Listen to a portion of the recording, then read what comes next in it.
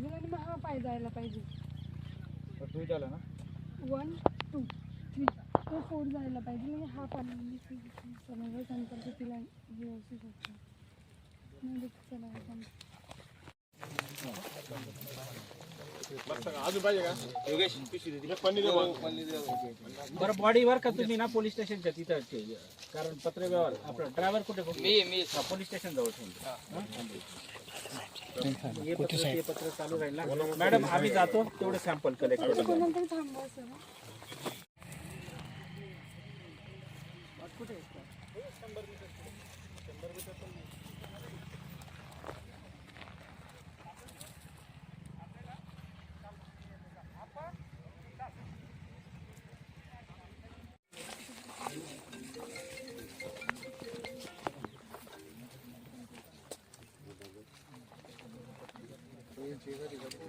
अर्धवट जळाली महिलेची बॉडी मिळून आलेली आहे. त्याच्या अनुषंगाने घटनास्थळी सर्व जे कायदेशीर प्रक्रिया आहे ती पार पाडत आहोत.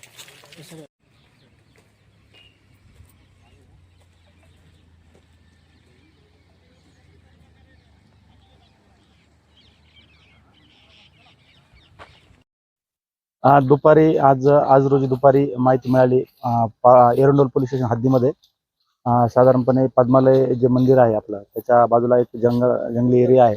तर एरियाच्या बाजूला त्याच्या झाडांच्या बाजूला एक अर्धवट जळाली महिलेची बॉडी मिळून आलेली आहे.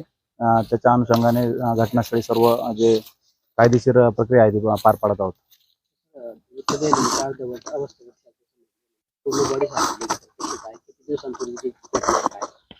बॉडी जो अर्धा भाग आहे तो इंटॅक्ट आहे आणि अर्धा भाग जळालेला आहे. तर बॉडी तर पूर्णच आहे परंतु अर्धा भाग जळालेल्या स्थितीत आणि अर्धा भाग इंटॅक्ट स्वरूपात आहे.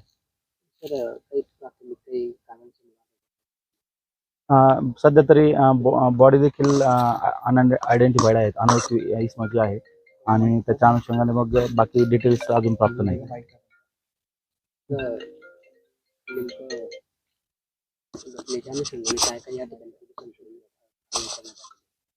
घटनेच्या अनुषंगाने सर्वप्रथम घटनास्थळ पंचनामा नंतर फॉरेन्सिक टीमला पाचारण करण्यात आलं. त्यांच्याकडून इथे सॅम्पल घेण्यात आले. डॉग स्पॉट असेल, फिंगरप्रिंट असेल यांच्या माध्यमातून जे गरजेच्या प्रक्रिया आहेत ते करण्यात येत आहेत आणि बाकीचा तपास आमचे पथके रवाना झाले आहेत. नाही, याच्यामध्ये अजून ओळख पटलेली नाही, त्यासाठी देखील प्रयत्न चालू आहेत. जळाल्या स्थितीत असल्यामुळे अवसर होती किंवा नाही याच्याबाबत आताच भाष्य करता येणार नाही. त्याच्याबद्दल तपासात निष्पन्न होईल. नाही, कुठला अजून पुरावा नाही, फक्त बॉडी अर्धवट जळालेल्या स्थितीत मिळाली. याच्या व्यतिरिक्त बाकी तिथं काही घटनास्थळावर वेगळा काही पुरावा ओळखी संबंधी मिळून आलेला नाही.